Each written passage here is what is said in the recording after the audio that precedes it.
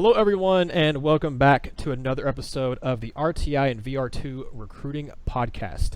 I'm Nathaniel Rutherford of RockyTopInsider.com. I'm the managing editor for the site. This is a joint effort between Rocky Top Insider and Vol Recruiting Reports. If you missed the announcement last week, we are teaming up with Vol Recruiting Reports for this foreseeable future to bring you all the best of both worlds. Of our, we continue to kind of do our own kind of recruiting stuff as well, but the guys at Vol Recruiting Reports do a fantastic job of covering Tennessee recruiting, have a lot of really good relationships with the kids in 2020 and 2021 and 2022 classes. So we're leaning very heavily on them and bringing, getting more notoriety to their work, and it, benefiting both partners, both companies here. So this is the RTI and VR2 Recruiting Podcast. Like I said, I'm Nathaniel. I'm joined by Brandon Martin and Matt Ray of Vol Recruiting Reports, also known as VR2, to help out with the podcast. And guys, we have some more good news for Vol fans here. The last episode we did, Tennessee picked up a commitment from four-star outside linebacker BJ Ojolari. We talked in depth about that. If you had a chance to check it out, be sure and go listen to the previous episode and listen to our breakdown of what Tennessee is getting with BJ, what that kind of his commitment means for Eric Gilbert and Tennessee's chances of getting him, and kind of just the implications of his overall commitment to Tennessee. Guys, like I said, we're back with more good news for Vol fans listening. Mordecai McDaniel, the three-star safety, a top 400 overall player in the 247 Sports rankings. He committed to Tennessee in the 2020 class, a safety who is about 6'1", 195, a track standout as well. He's a guy who's very fast. I think he ran a 6'5'4", 6'5'5" second 60-meter dash in his, I think maybe his sophomore year or something like that. But he plays both sides of the ball for his high school, which we'll get to more about his high school in a second, and kind of do the same thing we talked about with Ojolari and kind of how that helps Tennessee maybe with another big target on their board. But guys, before we get into that, let's look at what Mordecai McDaniel brings to Tennessee. And Matt, I'll ask you got a chance to talk a little bit with Mordecai and talk about kind of the process and stuff with him. What was your interview like with him, and what are your kind of initial impressions about Tennessee's newest commitment to the 2020 class? Mordecai's a guy that's really reserved, really laid back, keeps things to himself. Hard interview to get. Most of those St. John's guys are. They're in a premier program up there. They are solely focused on getting to the next level. So you don't hear a lot about those guys. They don't camp a lot. They're not on the national scene a lot, even though they are highly, highly touted guys. And really, that going back to the next level is what led Tennessee to be able to get Mordecai.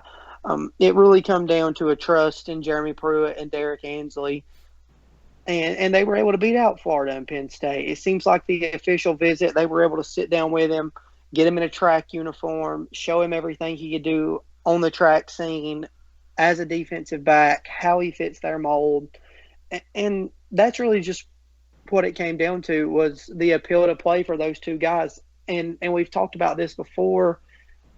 They are going to get some of the best defensive backs in the country, and I know a lot of people will say he's just a three-star guy, but this is their guy. Even when they had Antonio Johnson committed, they never quit recruiting Mordecai McDaniel.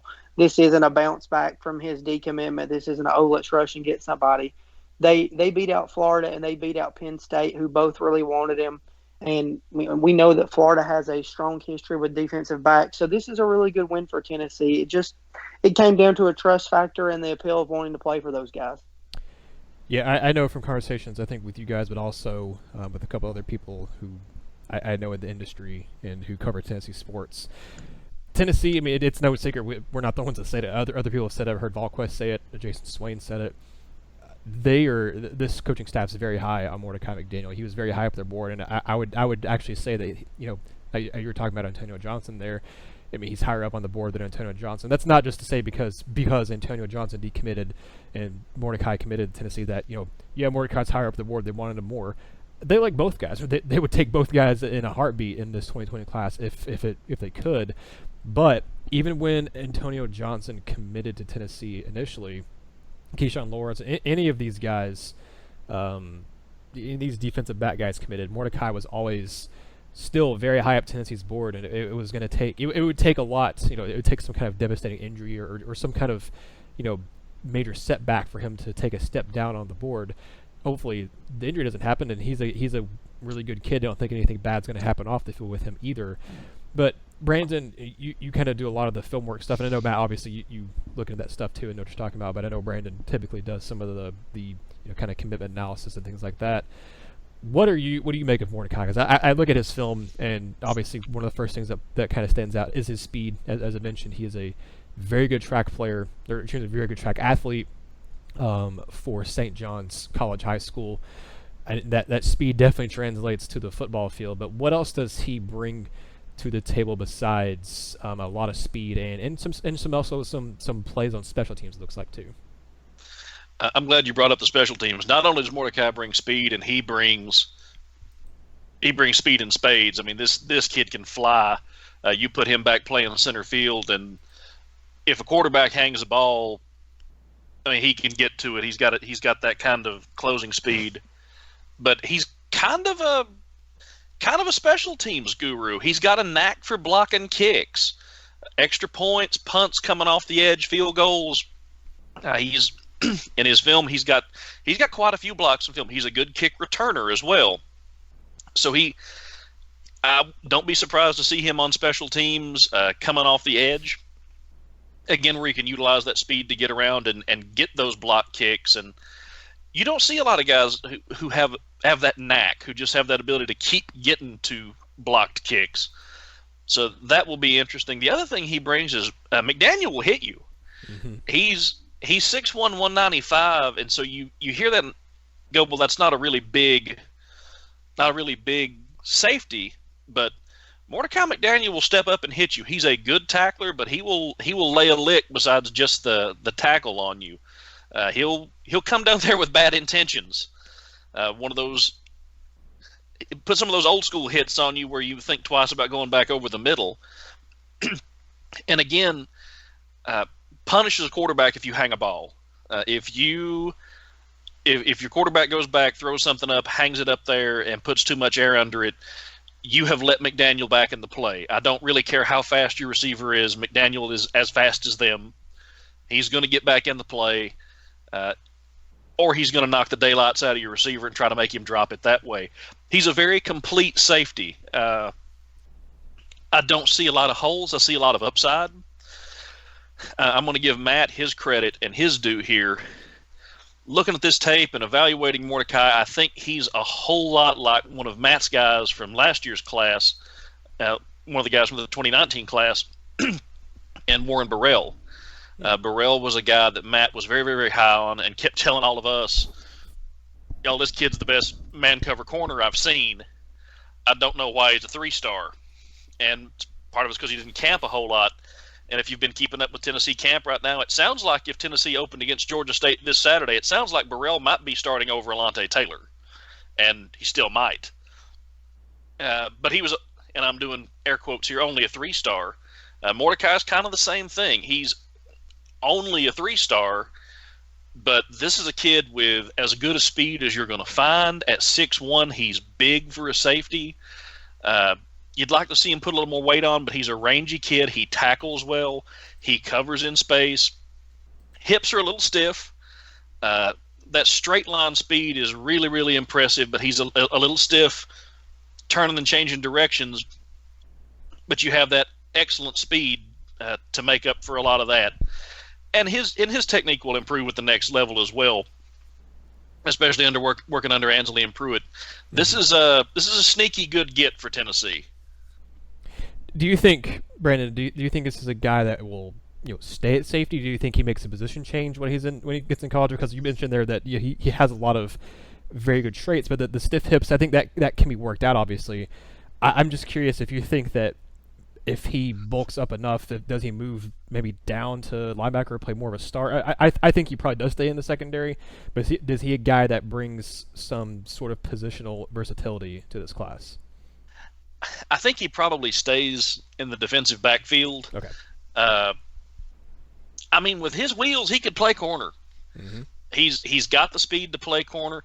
And if you look at the class Pruitt's got, if you look at a lot of the guys that Pruitt has brought in for that matter, most of the DBs they've gotten in the 2019 class and in this class can play multiple positions. You could see those guys moving around. That's even true of Alontae Taylor from 2 years ago. Taylor could probably play safety. He could also probably play on offense if they needed him to. McDaniel, I think, could probably play corner. I think he could play in any of the sub packages. I think I know right now he plays strong safety at St. John's. I think he's probably more of a free safety at Tennessee, but with Ansley and Pruitt, there's not really that distinction between the strong and free safety as much. You're kind of just a safety and able to do both things. Those are the kind of guys they tend to recruit. So, I mean, nailing a position down for him was a challenge. And it's also going to depend on who they sign. If you've got Art Green coming in, you've already got Keyshawn Lawrence. You could get back in on Antonio Johnson. Lovey Jenkins is going to be a defensive back of some point or some kind we probably expect. Callaway could potentially be a defensive back. So, I mean, you can put him all over the defensive backfield. It's going to be interesting to see what Tennessee does because they have a lot of talent coming in this class. And, again, you're still in on Antonio Johnson. You could get more in. There's a lot of talent, a lot of versatility there. And I like McDaniel. I really do. I think he'll be just fine. I say it, the little bit of the stiff hips, but if you watch his tape from his freshman year to his sophomore year to his junior year, you can see the improvement. You can see his body fill out. You can see his technique get better. I don't have any doubt that his junior tape versus his senior tape is going to look better than his junior tape does. And then he's going to come in with some of the best defensive backs coaches anywhere in the country. This is the kind of thing that they work out. This is what makes them such good coaches. They teach you that technique to overcome that. And McDaniel is the kind of worker and has the kind of work ethic as a player to put in the work to correct that, to move past having that difficulty and still maintain that speed. And I keep saying this, I keep coming back to his speed, but this kid can fly. I mean, you can just put him back in center field and say, cover all of it. And he's fast enough to do it. To kind of, I guess, stay on the same gear here as Mordecai, but to kind of transition a little bit to our next couple of topics here. Matt, with McDaniel's commitment, you mentioned it there, Brandon, I do think they're still in on Antonio Johnson, and they have a chance of getting him back. I still think probably Texas A&M might be the slight favorite there, but Tennessee by no means is out of it with him. We've talked about that before here on the podcast. But I'm curious, Matt, in your opinion, unless it's Antonio Johnson, unless they get him to come back and recommit to the class, is Tennessee done in the defensive backfield in your opinion in this class, or are there a couple other guys like a Rashad Torrance or someone else? Is Tennessee still looking to add someone else as a DB or as a safety or a corner in this class, or is it unless they can get Antonio Johnson to come back, they're done now with Mordecai in the boat? I don't think Tennessee's ever done at Marietta. Speaking about Rashad, I mean, I think they'll stay active with him. I'm not sure how active it is, but I see the Marietta guys a ton. I'm down there for practice. We're down there for commitment announcements. We just catch up. More of a familiar face situation now. And Tennessee's always in the picture for him, likely going to get an official visit. Got teammates going there, a little closer to home than Florida. So I think there's a chance that Tennessee could flip him. I think it'll be hard. A lot of roster attrition in Gainesville that could attribute to that. But I think the thing that is McDaniel fits a lot of molds in this Jeremy Pruitt class. And if you look at it, it's with winning. He comes from a winning program that is elite. He's a guy that has speed, which Tennessee has added a tremendous amount of speed in this class already. And then he's a guy that, like you said, Nathaniel, can fill a lot of different roles. McDaniel returns kicks and he plays safety, but he also plays wide receiver. He's not an unpolished wide receiver by any means playing there at St. John's. He can play, and he's playing alongside Rakim Jarrett. So, I mean, he's playing with quality competition, and he's playing with he's playing against quality competition. So he's a guy that could flex into a receiver role if need be. And Antonio Johnson is the same way. He does everything at his school, and he's another guy that could play a couple of different roles. And with Tennessee kind of striking out at receiver, I won't say striking out, but some of their bigger targets have went elsewhere, and you have Rakim Jarrett still committed to LSU and Eric Gilbert being a national battle. I think they would like to have another guy like Johnson get back in the mix that could come in and maybe play both ways, that they can work with, just a true athlete. So, no, I don't think they're done. I think Johnson is absolutely a target. I think Torrance is a target. And then there's some other guys that you never know could pop up in the coming months with good film. They evaluate DBs a lot. So yes. It seems like they're just stacking this class with DB. So I don't think you can rule them out. I think one more would probably be the magic number. I think Johnson is the top priority right now, with Torrance being after that. But no, I don't think they're done yet. I'd like to jump in for just a second, if you don't mind. Matt was talking about some guys who may potentially pop up at receiver. Another one of those guys he's flown really under the radar, real quiet kid that could potentially be that just outstanding athlete. Where do you put him? Maybe a receiver is Rashard Densmore. He's a quarterback out of Bessemer City, Alabama, and he plays quarterback down there, but he is a sub-4.40 guy. I think, let me check here, I believe 4.37 is what he'd said he'd run. Whew. Yeah.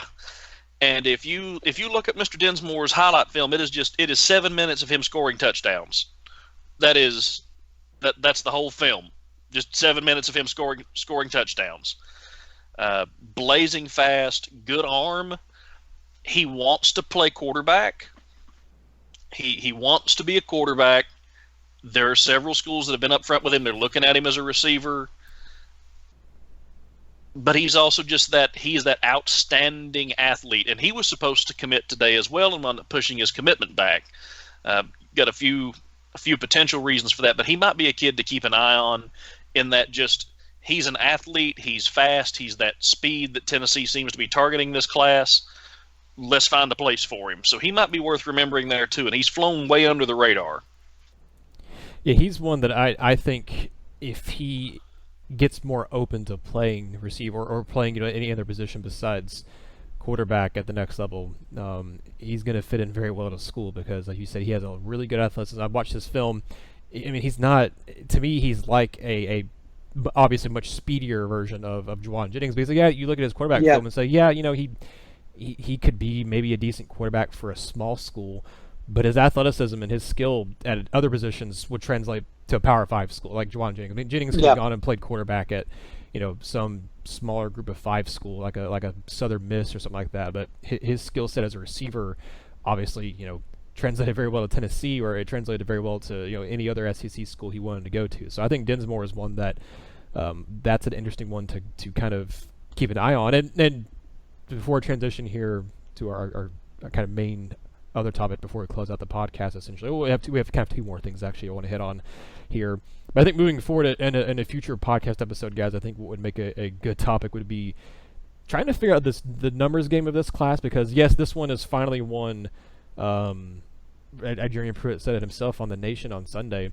This is finally a class where they can actually sign 25 guys. They haven't been able to sign a full kind of 25-man class since he's gotten here. They only brought in 22 in the 2018 class, and they brought in 22 in the 2019 class. They tried to bring in 23 with Anthony Harris, but obviously he ended up having to go the JUCO route. But I think what would make a good topic of conversation in the future, so you all kind of, you listeners out there, keep an eye out for this podcast whenever it does come out. Looking at, what Tennessee kind of want, they probably want to bring in 2 running backs. They probably want to bring in at least 4 receivers if possible. Kind of how can this number games work out with, all these defensive backs they have in, and you got to keep looking at some of these 5-stars like Rakim Jarrett, who we'll get to here in a second, like Savell Smalls and Noah Sewell. I mean, those are guys that aren't going to be announcing for a very long time, or they won't be signing. They won't be making their decisions, until December or February. So I just think it'll be an interesting conversation to have of in the future podcast of what does Tennessee do numbers wise in this class. But Matt, to go back to actually Mordecai McDaniel here and to look at what we did with B.J. Ojolari when he committed, kind of the impact that his commitment could have with one of Tennessee's other top targets. You mentioned it. I mean, he plays with Rakim Jarrett over at St. John's College High School in Washington, D.C. That team has a lot of really good, really high quality players. You look at just all the kids in the D.C. area. Mikael Sherman, who is a 5-star linebacker, is committed to Georgia. Obviously, you have Rakim Jarrett, who's committed to LSU. Trey Williams, a defensive tackle, 4 stars, committed to Clemson. So you have a lot of really good players there. Greg Hudgens, who is still, I think, he was a Tennessee target for a while. He committed to Purdue. So you have a lot of Power 5 caliber players committed to those schools at that one specific school. Soljay Maeva committed to Team Tennessee's going to play this year in BYU. So does McDaniel's commitment to Tennessee help them with Rakim Jarrett? Is Rakim, close with Mordecai, or is this another case of, hey, this is just another guy off that team that is going to go play Division I Power 5 football, and that maybe doesn't help Tennessee? I think this one helps Tennessee as well. Not saying that Tennessee's laying a pipeline there by any means. There is a little bit of orange in the camp up there. Rico McCoy came out of St. John's College, top 50 prospect nationally back in the 2005 class. Is still active up there now, the defensive line coach at Knoxville Catholic. So having Mordecai here, having Rico back in the city, I think only has to help Tennessee's chances. It seems like at this point, everybody but LSU has decided that Rakim Jarrett's going somewhere else. I mean, for the most part, if you see Rivals or 247 talking about flips, Rakim Jarrett's in there. They kind of make it seem inevitable. I don't know. I talk to Rakim from time to time. We don't ever talk about that. This is a kid that's completely focused on his grind, getting better.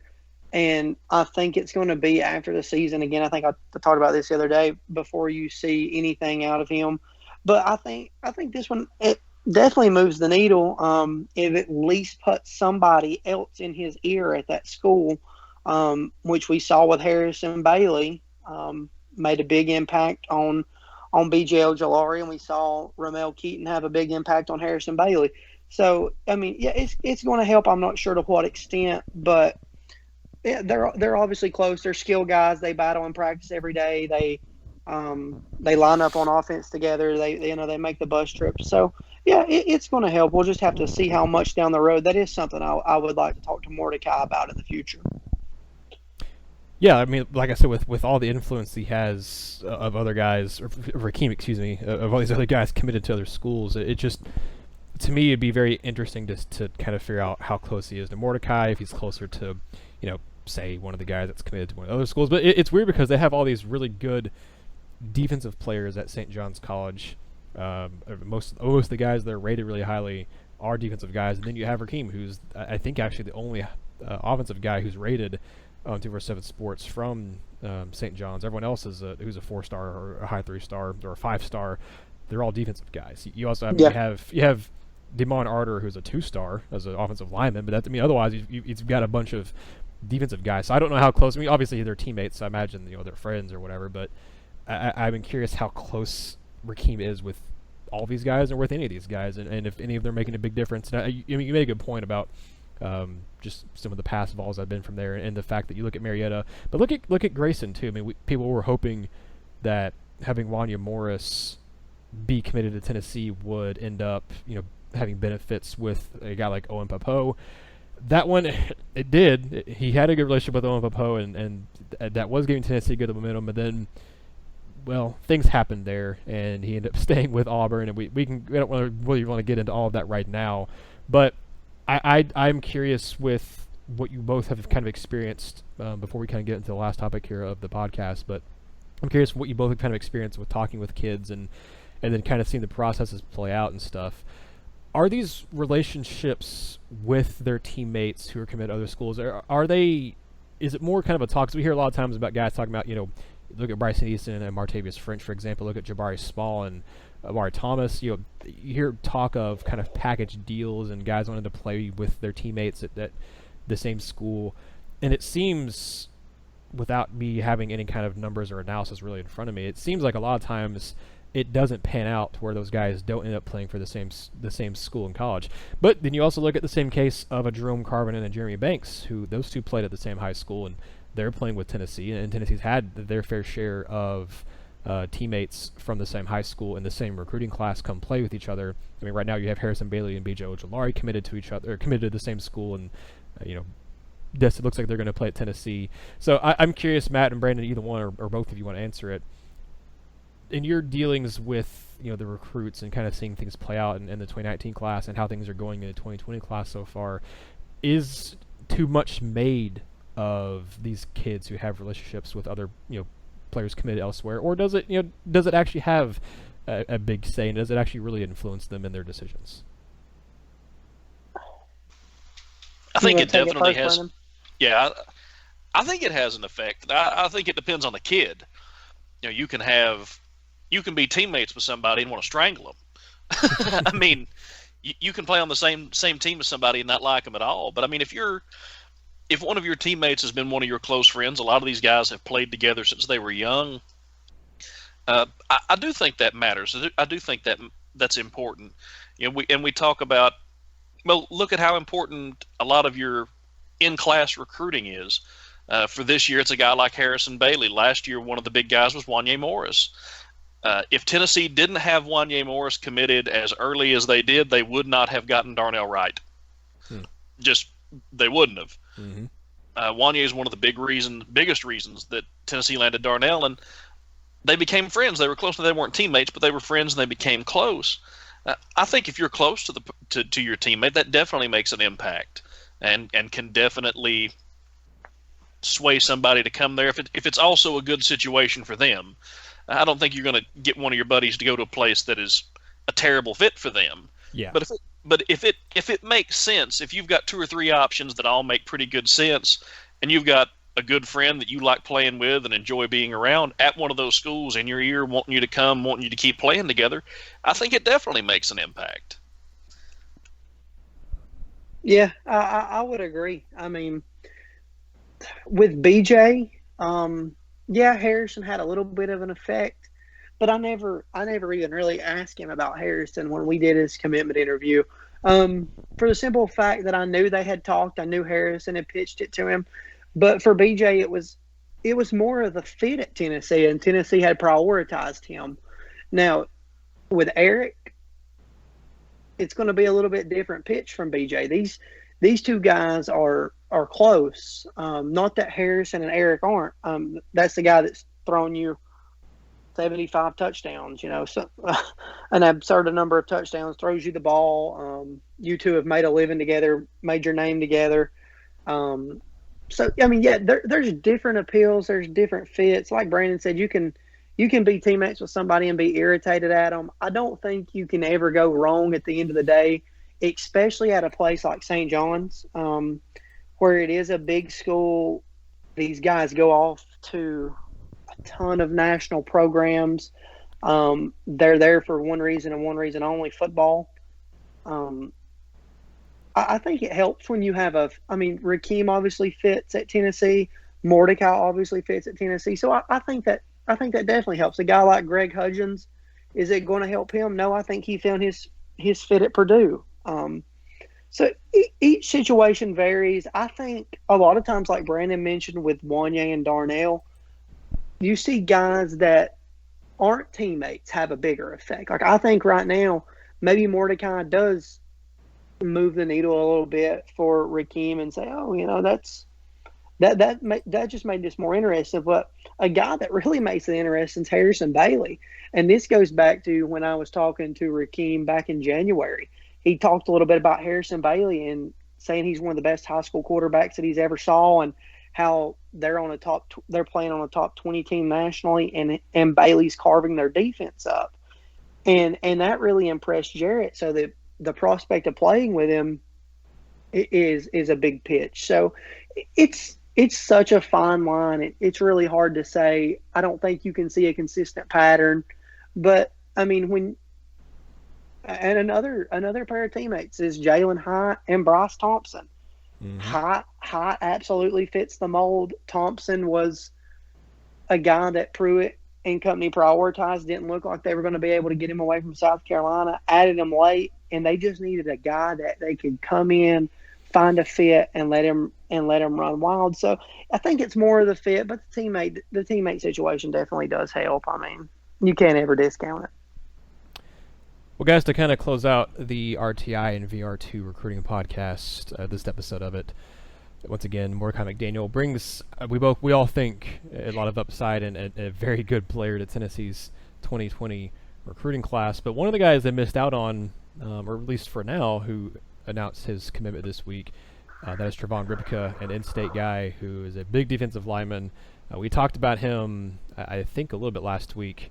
On the podcast, actually it might have been either the BJ Ojolari one or the first one we did last week. But we talked about Trevone Rivka a little bit and kind of what kind of player that he is, and plays over at Dixon County and Dixon, Tennessee.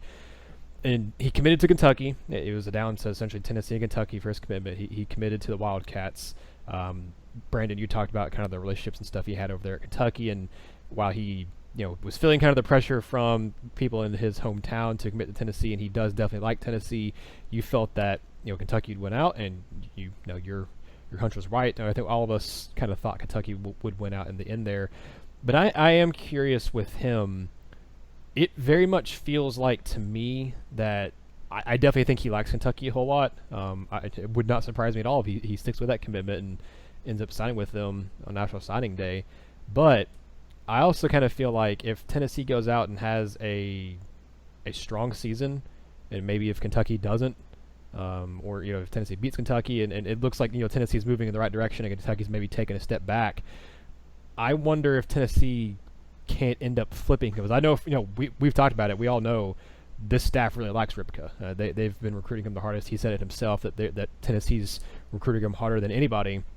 So it's not like they're going to give up, and not like they didn't want him, and that there's quote unquote bigger fish to fry or anything like that. This staff really likes Ripka, and I'm curious on your thoughts, Matt or Brandon or both of you. Is he going to be a flip candidate, or do you think? I mean, we talked about it last time. We said we think so, but now that he's actually gone and done the commitment, and talked about his commitment, talked about why he did it, do we still believe that this is a case of when it comes November, maybe even early December, is Tennessee still kind of in the thick of things here and could potentially flip him? I think they could flip him. I think it's potential. I think it would take the scenario described. I think it's going to take Tennessee having a good year and Kentucky taking a step back. And I'm not trying to kick Kentucky with what I'm about to say, but I can see that. I can see that happening. Kentucky lost a ton of talent off of their team from last year, and I mean, let's call a spade a spade. Benny Snell was the offense. Snell was the offense, and he's gone now. Are they going to be able to replace him? Can they win with Terry Wilson and it being the Terry Wilson show? Those are fair questions, and we'll start finding out in a couple of weeks. But Kentucky's got to replace a lot of talent, and all of a sudden Tennessee's been infused with a lot of talent. Tennessee's a much more talented team at this time this year than they were last year. They have way more talented players than they did at this point last season. Kentucky's lost a lot. And, oh, by the way, Tennessee still beat them last year. If Kentucky has a rough year and drops off and Tennessee looks good, maybe surprises some people, yeah, I mean, there's a chance you flip him. I think it may also depend on who else Tennessee gets to commit. I know they like Ribka. I don't think they're going to quit on him. This is a staff that has never really been one for quitting on a recruit that they liked, even if somebody else got a commitment. If it's a guy they really liked and really believed they had a chance with. But you look at a guy like Octavius Oxendine. Yes. That is still out there, that some scouting services have rated a little higher than Rivka. I think they're similar. It depends. I think it depends on what you want to do, what kind of defensive front you want to run. I like Oxendine a lot. I think that's a great candidate. That would be a huge player for Tennessee to snag. You look at a guy like Amari Thomas, who I'm going to see on Friday down in Huntsville. His team's playing. Briarcrest out of Memphis is playing Montgomery Academy down in Huntsville. I'm headed down to that game. Amari is he an offensive lineman? Is he a defensive lineman? I don't know. All I know is he's devastating wherever you put him. And he can play anywhere. If I have a football team, Amari Thomas can play anywhere on either of my lines that he wants to play. Yes. I will find a place for him. He's an incredible athlete. You know, if you were to be able to get an Octavius Oxendine, if you were to be able to get an Amari Thomas, and then, oh, by the way, throw Jay Hardy and Tyler Barron in there, you may like Rivka, but do you still have room for him? Are you going to risk losing one of these guys you may have in the boat or have a good shot with to try to flip a guy? So I think it depends on who else they sign. And Tennessee's in great shape with Jay Hardy. They're in great shape with Tyler Barron.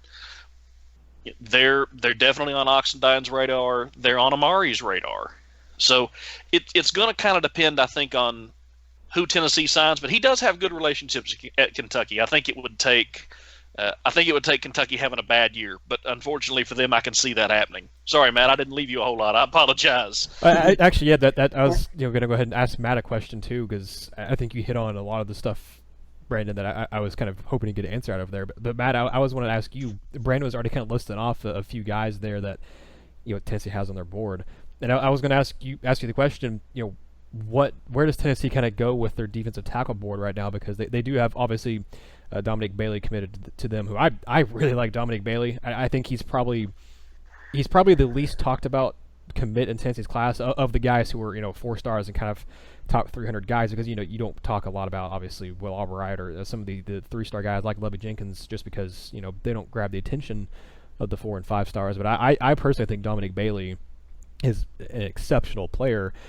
But Matt, where does this leave Tennessee's defensive tackle board? Like I said, Brandon named off a few of those guys. I personally don't think Tennessee's out of the Justin Rogers sweepstakes, but also they looked at him as an offensive lineman, so I don't really know that I would include him on the defensive side of the ball. But you have Amari Thomas as a guy that Brandon was talking about. Jacoby Cowan out of North Carolina is listed as a defensive tackle. Does he stay there? Does he kind of play a defensive end? But either way, he's a defensive line target for Tennessee for sure.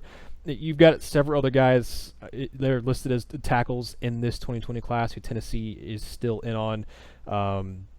Octavius Oxendine, that's the big one that I also am a big fan of, Brandon. I think he's a really good player. But you also have other guys that Tennessee's mentioned before, like DeMarjo Lewis, Montre Edwards. I mean, Matt, am I missing anybody, or is that kind of the main names to keep an eye on, or is there someone else that you have in mind that, hey, Tennessee's looking at this guy as maybe as a defensive tackle or kind of along the defensive line? Obviously, Tyler Barron is listed as a D end, but he's definitely high on Tennessee's board.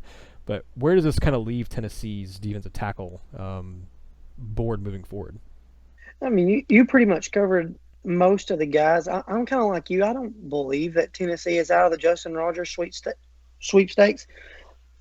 Similar situation to Rivka. If Kentucky has a down year, doesn't put the same product on the field, that's another door that's open.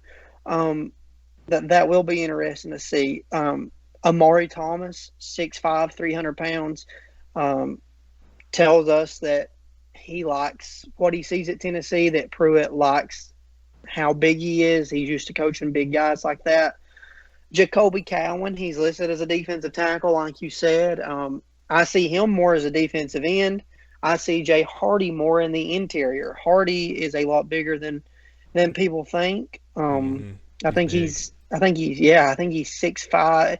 Hardy reminds me of Emmett Gooden a lot. Can play inside or out. 6'5", 290, and I think the 290's light, to be honest with you, is what 247 has him listed at. So I mean, there's so many different ways Tennessee can go with this defensive tackle class. I think now Tennessee may be the leader in the clubhouse for Oxendine. I mean, Kentucky has 3 top 100 or top 250 defensive linemen committed. Will they probably take a fourth? Yeah, but when you look at Tennessee, they have a little bit more of a glaring need. So does that appeal to him more? It's really hard to tell. There's so many guys out there, and again, you go back to a Dominic Bailey.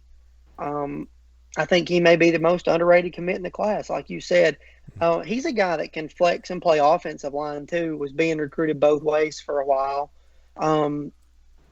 Nazir Stackhouse is a Georgia commit that communicated back and forth a little bit with. He's a monster. He's 6'4", around 305.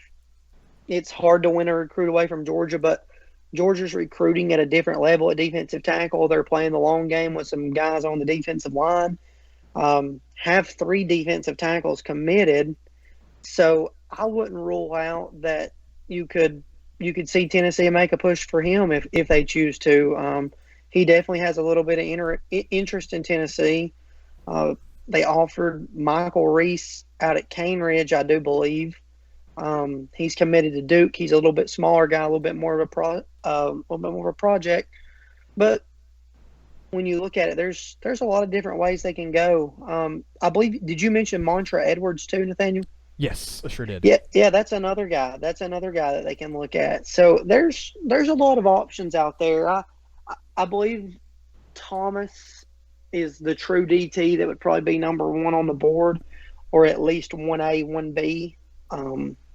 So it'll be interesting to see what they do, but they're not done. Matt, let me ask you, where do you think Noah Sewell fits in that? Ooh, that's a good question. Sewell, man, he can play so many different. Yeah, he can play running back. He can play running back. If he Oh Lord! I mean, you're looking at a guy who is a freak athlete. I would kind of like to see him as a hand in the dirt defensive end. A lot of people want to see him as an inside linebacker because he runs so well. But he's 6'2", 266, 4'7", 40, 4'13" shuttle. That's horrifying. I mean he moves like you mentioned he's 6'2", 266. He moves like a guy who's about 6'2", 230. I mean he moves so fast. He just looks. It's incredible watching his film, whether it's his stuff at the opening or it's stuff that he's actually done in high school. His high school film, he wasn't even as bulky then as he is now. I think his high school, if you look at his junior year film, I think he was in the 240 range at that point. I mean, watching his film right now, he's playing a Wildcat quarterback in one of these plays I'm watching right now. He reminds me a little bit of, maybe even to a different extent, but he reminds me a little bit of a Miles Jack. I mean, you watched him, and he's bigger than Miles Jack. Absolutely, yeah. I think Jack was about 6'1", 220 or something like that when he was at UCLA. So he's a bigger version of Miles Jack, but he's just that pure athleticism that Miles Jack had. I remember watching some of the stuff he was doing at UCLA and thinking, man, I haven't seen an athlete like this in a very long time in college football. I mean, he was a very, very good player. So I think they're very different types of players, but I think just you're talking about guys with pure athleticism who can play, any number of positions. I mean, I think Noah Sewell compares a little bit to Miles Jack in that regard. Yeah, I mean, I could see Sewell coming. I could see Sewell coming in and being a guy that you play on every snap, special teams. You play him in special situations on defense. You play him in special situations on offense. You just line him up and let him impact the game from a lot of different standpoints. I don't think there's any way you can put a limit on him at just one position. I guess one last thing is, two things. I'm with you guys. I can't believe Dominic Bailey is as good as he is, and his tape has been as good as it has, and he's been as quiet as he has in this class. Mm-hmm. His tape is outstanding. But we just rattled off all these defensive linemen. If Tennessee could land one of these guys, I'm going to ask you guys to wish list here. Any one of these guys that we just rattled off, who do you want them to get? Nathaniel? I would go, and it's not just because he's an in-state guy, but if we're going to include Jay Hardy in this conversation, it's going to be him for me. If it wasn't him, I was going to probably either choose Amari Thomas or Oxendine, because I think Oxendine is very underrated, and he's a kind of around the 600s, I think, in the 247 Sports composite rankings. I personally really like Octavius Oxendine. It's not just because he has a really cool name, but if we're going to include Jay Hardy in this, he's got to be my pick. I think he is just a phenomenal player. I mean, y'all got to see him. You were putting videos out on your Twitter account last week when they were having some of the exhibition games and stuff across the country here, or across the state, of the state of Tennessee. I mean, he is a mind-bogglingly good athlete for how big he is. He moves incredibly well. I mean, he's a guy that you all put a video of it. He played on both sides of the ball. I mean, he does a little bit of everything. He's a very smart, a very high football IQ, and he blew up. He was a guy that I remember when Tennessee offered him. I remember when I think it was months and months ago when Tennessee was kind of showing more interest in him, and he was kind of getting onto the radar, and people were kind of talking about him a little bit more. I mean, he was in I think the 600 range maybe. I'm looking it up right now. Yeah, back in as late as January 31st of this year, he was in the still kind of mid 500s. He was back in the 800s by the end of his junior season, or excuse me, by the end of his junior season last year in November. He's a guy that just shot up recruiting rankings by the time he was going to camps and stuff. And by the time he got into February, he was a top 100 overall player, and now he's right outside that top 100 range. But at 6'5", 290, I mean, he's my pick. If we're going to include him in kind of the defensive tackle category, I'm saying Jay Hardy. I'm a big believer in him, and I think he is a very good player. He caught a touchdown pass in that game, right? Right, yeah. I mean, so he does everything for them. He does everything. Matt, what about you? Who do you want? I don't need to say anything. Nathaniel said it all. That's my pick. Thomas would be a close second just because of his versatility, but Hardy's can't miss prospect right now, in my opinion. He gets it. He's a leader on that McCauley team. He stepped into that role, really shined in it at the end of the season last year. You're looking at a kid, first time I see him, back at the first of the month, 6'5", every bit of 300, the 290s, he's in the range, but he's every bit of 300. It's 95 degrees. He's playing both ways, probably plays 120 snaps in an hour and a half time. They're doing 10 and 10. He's over on the sidelines, rarely gets water, never has his hands on his hips, never dragging, in the huddle, leading the way, and then going back onto the field and dominating and basically telling kids what he's going to do to them and how he's going to do it. So, yeah, it's Jay Hardy for me. I love Hardy. I'm with you guys. I love Hardy. But God, I want Amari Thomas. I don't think there's a wrong answer between those two. No, honestly. I think both those guys are really good. That kid's tape is just it's unreal. Like, you see guys get beat, and you see some of these guys come, especially these elite defensive linemen, defensive offensive linemen. You'll see them dominate. Amari Thomas just destroys people. Just when he's on offense, he blows gaping holes in defensive lines that I could run through. And when they put him on the defensive line, he's destroying plays left and right. He may not be the one that makes the tackle, but there are 4 offensive linemen on their backs in his wake. I mean, it's crazy.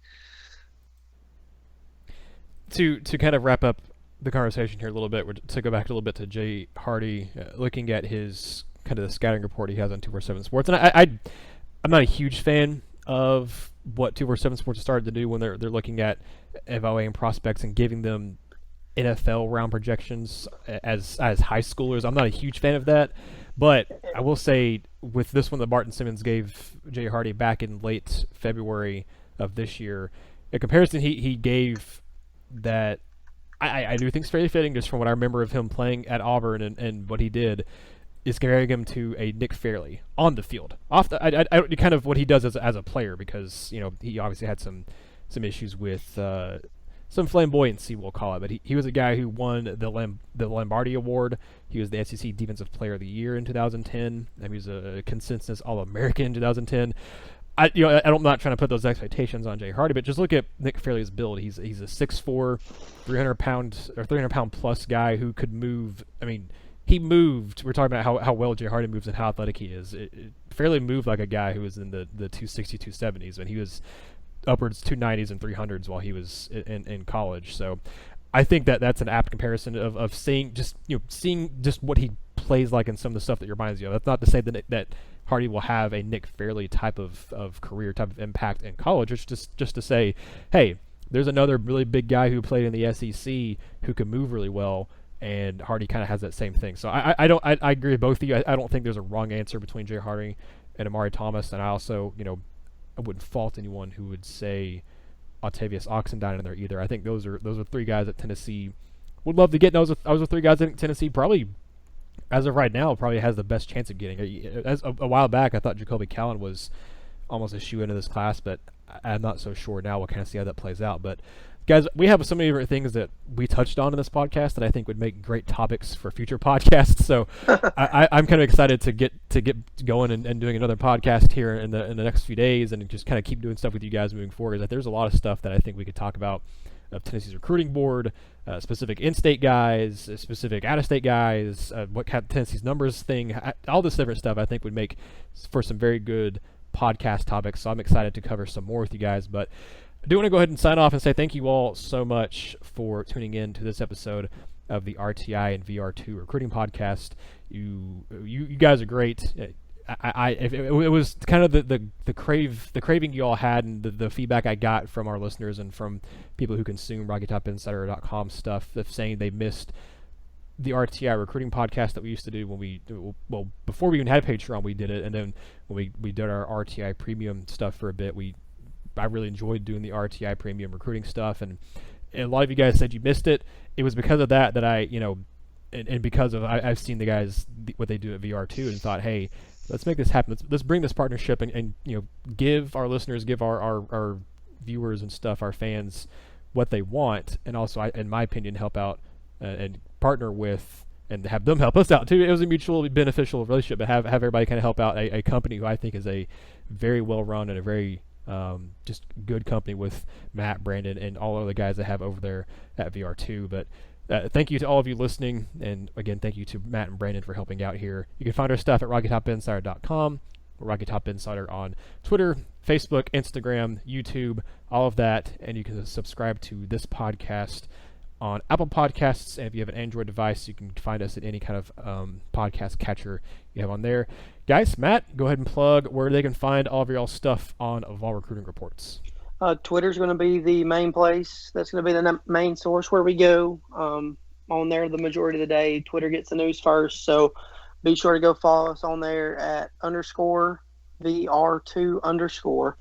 On Instagram at Vol Recruiting Reports, and on Facebook under Vol Recruiting Reports. The website will have any up-to-the-minute stuff with commitments. Mordecai's commitment interview is on there. His analysis piece will be on there. Be looking for the analysis piece. Will come out shortly. We went in depth with Rico McCoy, who we talked about earlier. He gave some insight on what kind of game McDaniel has. So you can find that at volrecruitingreports.org. And then be sure to keep tuning into these podcasts. We're going to keep bringing a lot of stuff. We start game week tomorrow. We will be at Marietta for the opening day of the Corky Kell Classic. Brandon will be in Madison, Alabama on Friday for Omari Thomas's game. I have yet to decide where I'm going Friday. I may make the trip to Dutch Fork to see Jalen Hyatt. I may make the trip up to Chucky Doak to see Knoxville Catholic. There's about an hour difference in time, an hour difference in the game, though. Hyatt's game starts at 6, so if I'm able to get free early enough, I'm probably going to head up to it. So stay tuned. We're going to have a lot of stuff, and then Dale Dowden will be live from the Corky Kell Classic on Saturday. So a lot of younger guys, 2021 guys in that series of games on Saturday. Chief Borders is the name to watch with Tennessee moving forward down at McEachern. Josh Downs, UNC commit. Tennessee still kicking the tires there a little bit from time to time. So tune in, and we're going to have you guys a lot of coverage this week, and that's going to continue throughout the season. We're going to ask you guys to make sure you give our Patreon page a look for some of our premium content and our premium access. Get a few exclusive videos on there. We have our recruiting notebook. This week, I think Matt did a kind of a question and answer. So there's some stuff available on there that you don't get anywhere else. We're doing $2 a month. Jump in, find us on Patreon at VR2 or Vol Recruiting Reports, and we would love to see you there.